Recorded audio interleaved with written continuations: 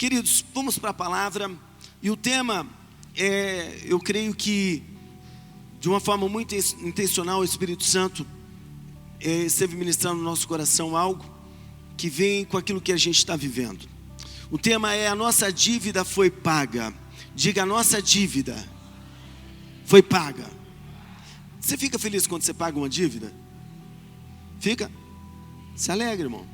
Você está livre. Quando alguém paga por você, é melhor, não é?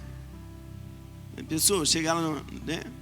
Pagar, já, pastor, está pago. Mas como assim está pago? Né? A nossa dívida foi paga.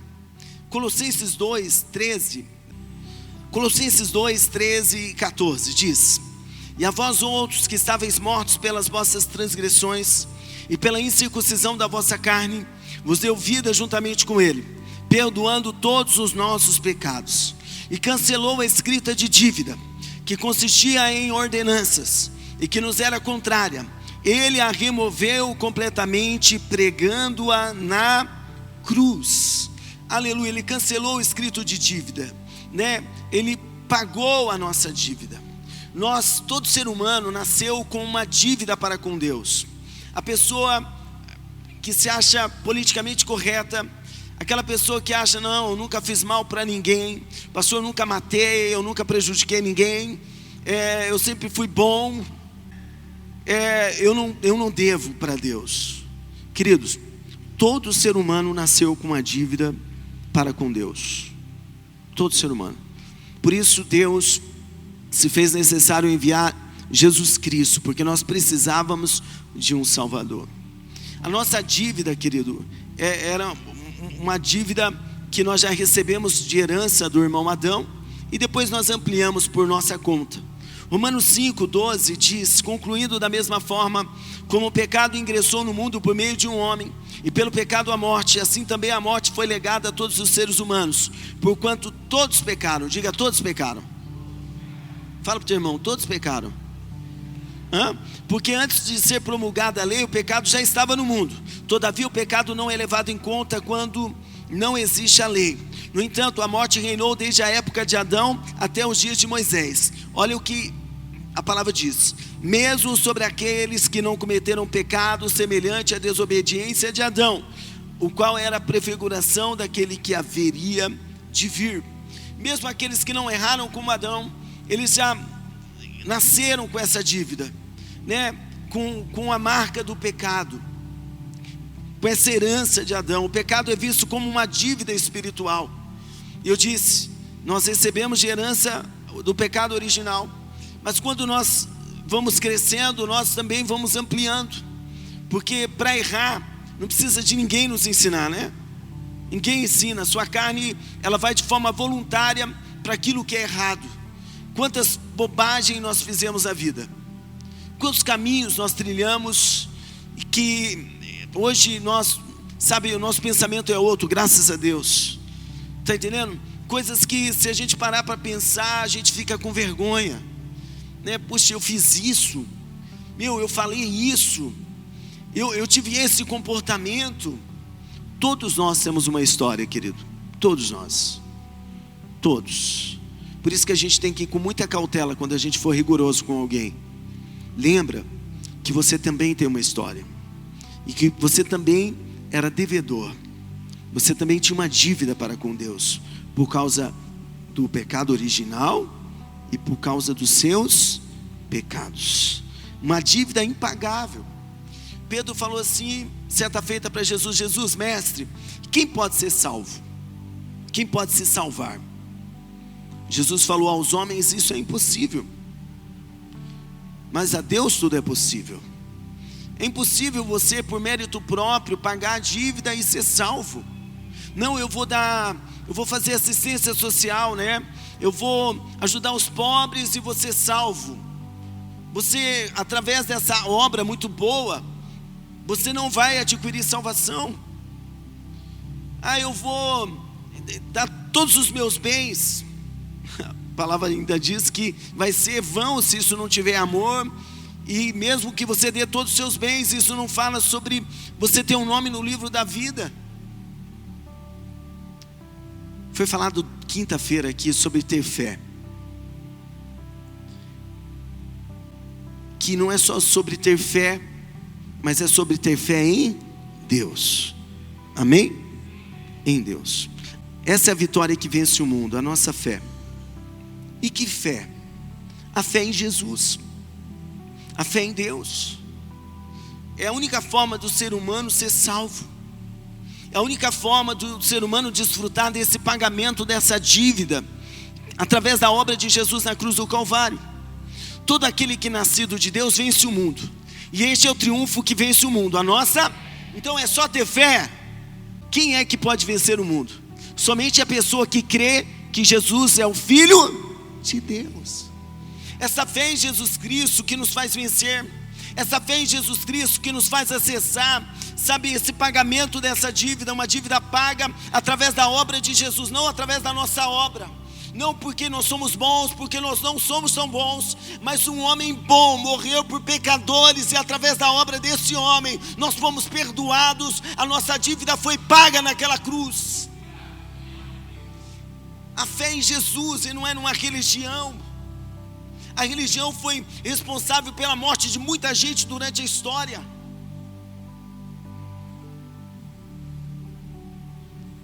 Eu já venci essa etapa de ficar atrás de uma placa ali batendo no peito. A religião, querido, sabe, ela cometeu muitas injustiças. Eu vi essa semana alguns líderes pedindo perdão por causa de comportamentos de seus antecessores, que foram extremamente rigorosos e acabaram, fazendo com que pessoas se afastassem da graça. Então a fé tem que estar em Jesus. Crer que Jesus foi aquele que pagou a sua dívida. Romanos 6:23 diz: porque o salário do pecado é a morte, mas o dom gratuito de Deus é a vida eterna por intermédio de Cristo Jesus nosso Senhor. Nós merecíamos a morte por tudo que a gente já fez na vida, pelas bobagens que nós já fizemos, os caminhos que nós andamos. Nós merecíamos a morte, nós merecíamos o inferno, mas Ele nos propõe a vida. Jesus morreu na nossa morte. Aquela cruz era para a gente, era para nós, não para Cristo. Mas Ele foi em nosso lugar. Isaías diz: Ele levou sobre si nossas dores, nossas transgressões. O castigo que nos traz a paz estava sobre Ele. Pelas suas feridas nós fomos sarados. Ele pegou o nosso lugar, o seu lugar, o meu lugar, e Ele foi para a cruz morrer a nossa morte. Segundo aos Coríntios 5:14 diz: porquanto o amor de Cristo nos constrange, porque estamos plenamente convencidos. Diga, estamos plenamente convencidos de que um morreu por todos, logo todos morreram. Olha o que Paulo fala. Nós estamos convencidos, um único homem justo morreu por toda a humanidade. E eu tenho que crer nisso. Eu tenho que acreditar nessa realidade, nessa palavra. Ele morreu por todos, para que aqueles que vivem já não vivam mais para si mesmo. Jesus morreu, querido, para que você não viva mais para você, mas viva para Ele, viva a vida de Deus. Não faz sentido você acreditar que a dívida foi paga, que Jesus morreu por você, mas você viver para você. A nossa vida hoje é para Deus. Tudo na nossa vida tem que glorificar o nome do Senhor. Tudo é para a glória dEle. Para aquele que por eles morreu e ressuscitou. Você já ouviu pessoas que ficam falando assim: eu estou pagando pecado? Pastor, eu acho que eu taquei pedra na cruz. Só pode, né? Porque, olha, pensa no meio difícil, pensa numa vida difícil. Eu acho que eu estou pagando, eu não sei quanto que eu vou conseguir pagar, pastor. Irmão, isso é um erro. Isso é um pensamento equivocado que você recebeu de uma outra tradição. Por quê? Porque a nossa dívida está paga. Se a gente chegar diante de Deus e falar: Deus, olha, eu errei, eu falhei, eu pequei, e eu quero pagar. Deus vai olhar no sistema e vai falar assim: o que você quer pagar? Não, a minha dívida, porque eu falhei, porque eu não fui um bom marido, porque eu não ajudei a Alessandra na hora do almoço hoje. Olha Deus falando, cadê ela? Perdeu a benção. Está ali, ó. Deus, eu quero pagar. Deus vai olhar e vai falar: não, está tudo pago, não tem nada aqui, porque o meu filho pagou a sua dívida. Quando Deus olha dos céus para nós, querido, Ele vê o sangue do Filho dele sobre a nossa vida. Ele olha para nós e não vê o nosso pecado, mas Ele vê que nós já fomos perdoados, nós fomos salvos através do sacrifício de Jesus. E se eu não entender essa realidade, eu vou ficar andando, carregando culpa. Por que tem gente que não participa da Santa Ceia? Porque não é o Espírito Santo, não é Deus, é o diabo que fica acusando ele. Você vai cear? Você errou. Você buzinou na rua para aquele motorista. Você ficou nervoso em casa. Daí o diabo fica te acusando e você acha que é Deus. Querido, Deus não é acusador, o diabo é acusador. O diabo. Eu tenho que entender o que foi feito por mim. A obra de Cristo foi única na cruz. Está consumado, tetelestai, está consumado. Não vai ser necessário que Cristo morra outra vez. Está entendendo? Ele já pagou o preço por nós. Ele já fez a sua obra, e agora eu tenho que abraçar essa obra, eu tenho que crer nela. Romanos 5, do 15 ao 21 diz: contudo não há comparação entre o dom gratuito e a transgressão, pois se muitos morreram por causa da desobediência de um só, muito mais a graça de Deus e o dom pela graça de um só homem, Jesus Cristo, transbordou para as multidões. Você está entendendo porque a fé tem que estar em Jesus? Não é nos discípulos que existiram. Eu creio em Pedro, pastor. Não, eu creio em José. Não, eu creio em Maria. Não, a nossa fé tem que estar em Cristo.